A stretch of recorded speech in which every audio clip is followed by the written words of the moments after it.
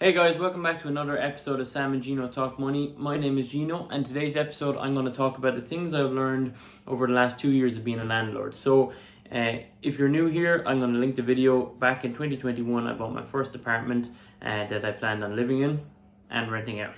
So I went through that video, all the different processes of the mortgage.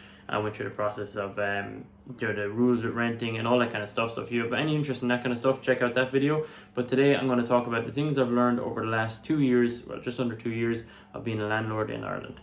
So before I get into it, hit the like button, hit the subscribe button, hit the notification bell. Enjoy the video.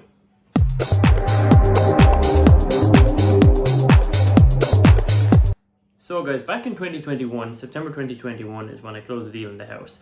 And the house was pretty much ready to go. I needed to buy a bed, which I just bought on Done Deal. And otherwise, we were all good. I got a washing machine, dishwasher, a few things like that that were needed. No major costs, it was all fine. Went and got my first tenants. So I got my first two tenants, two girls, two friends I got into two separate rooms. So this was my first time looking for tenants, choosing tenants, and I met a lot of people for it. So I did not open viewings. I did appointment viewings. This took a serious amount of time, firstly, because I met when I put up a room, I get like 40 plus applications within a few hours. I just take down the room and then choose from one of them. But I met a few people, and then you have to decide who to put in the room, and this is very important because this is firstly someone you're going to be dealing with a lot. You're going to be doing basically business with them. You're going to be living with them in my case, and it has to be someone that you're going to get on with, someone that you think suits the apartment, and someone you think you can trust. And you can't ask a lot of questions to figure that out. So there's a lot of rules, and I'm not going to go into them, but there's a lot of rules about what you can ask a tenant before getting them to move in. So firstly, I chose my first two tenants, which was fine, and I had absolutely no issues with them, which is great.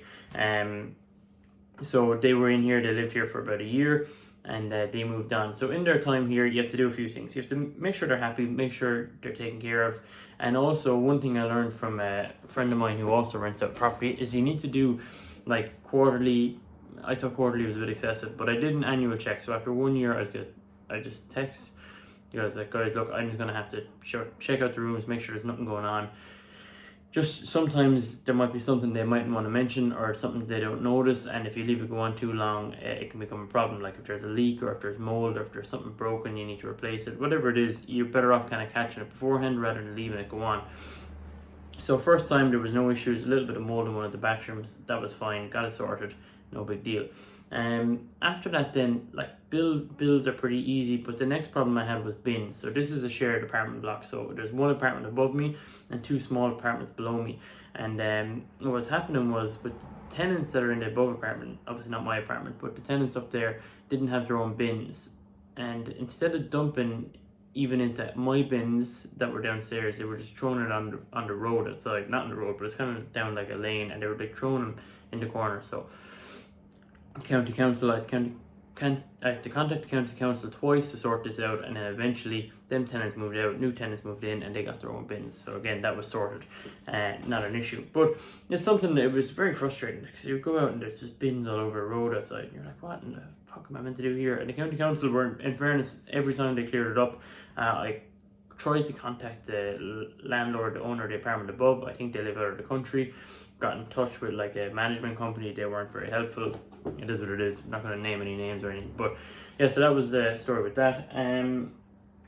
Then another lesson I've learned: don't cheap out on furniture. So there was a few like table and chairs for the kitchen I bought. They were like 200 quid. They broke after like a month. So instead, I had to spend a good bit more, but the 200s added on to that, because I still spent that. So if I didn't cheap out the first day, I wouldn't have spent that extra bit of money. So that's something to keep in mind. I'm trying to think of what else I went on. Bathrooms. So in the last 2 years, I've done up to 2 bathrooms. So there's an ensuite and there's a main bathroom. So I've done them both up. I spent about €5,000 on that. Tiling, showers. So new showers. I had to clear one of the bathrooms, had like an old bath in it, so took that out, put in a shower, put pump shower, new tilings, new tiles on the walls, new toilets, all that in 2 bathrooms. So that cost about €5,000 all in, which wasn't too bad. They're not huge bathrooms in fairness, So that was something I had to do. So people think like, oh, you're renting out this property, oh, it's great, it's just money coming in, you're paying your mortgage or this or that. You need to save up things because things can go wrong. Like there was a leak in the roof of the building. Now, in fairness, I'm the director, or going to be the director of the management company, so I paid for it up front, but it won't be. I'm going to get it sorted in the end. But there was a roof leak, so I had to get a guy to come. It's quite a high roof, like 3 stories up. I had to get a guy to come clear off the roof, fill in the bit of a leak. So that was another thing that cost €800 or something like that. So these are all things that people don't consider when they're buying properties. And then there's like a management fees you have to pay because it's an apartment building. So there's things for like the insurance, the hallways, cleaning the hallways, painting them, all this kind of stuff. So there's management fees of, I can't remember how much they were. They weren't too expensive, but I'm going to be the director of the management company pretty soon, and then I'll be in charge of collecting the fees of the people that own the other apartments in the building too, which is going to be a bit of a pain, but it is what it is. So they're like all the obstacles I've come across as being a landlord. The main thing is choosing your tenants. So yeah, the 2 of the tenants I have, I've changed over tenants a couple of times in the last 2 years, which is fine, suits me. I kind of prefer the short-term tenants because it's just a less commitment for me, and it's easier to kind of keep people rolling. But it is a hard job choosing the tenants now. I have a new tenant moving in this week, so luckily, so I actually met her over a video call. She's not in the country at the moment, but these are things that you just have to be careful with, because the tenant has a lot of power, and if you put the wrong tenant in, it can go badly. And I'm sure you've all heard horror stories. And look, I'm probably going to get a bit of hate because you're like the landlord talking about horror stories, and look, there's loads of landlord horror stories. I try my best to be as good a landlord as I can. If any of the tenants ever need anything, I get it, I replace it. If they have a problem with anything, they tell me about it, we get it sorted. And yeah, I've had no issues, no arguments. I've given great references for any of the tenants that have moved on. So I'd like to think on that side of things I'm doing my part. And obviously keeping the place fresh, as I said, painting the place and doing up the bathrooms. Like some people would have just ignored the bathrooms. There was nothing wrong with them. I felt they were just outdated. So just things like that. I think I'm doing my part in it, and in return I've been getting great great feedback and great interactions off the tenants that I've had.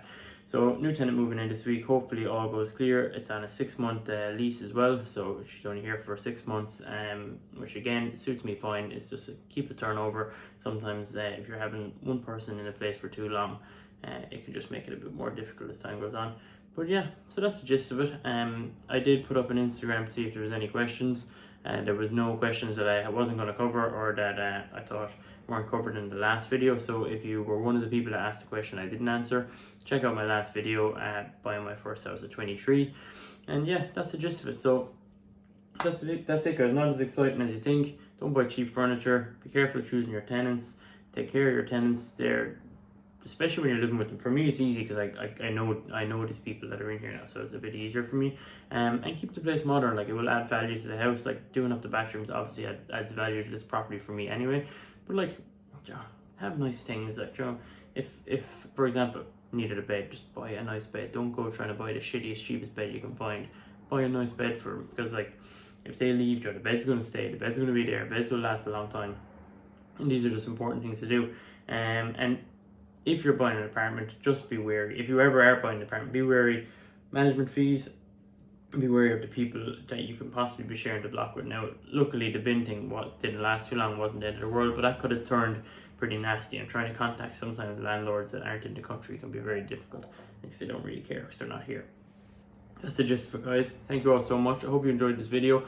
Hope it gave you a bit of insight into what can go on in the space of 2 years of owning a property.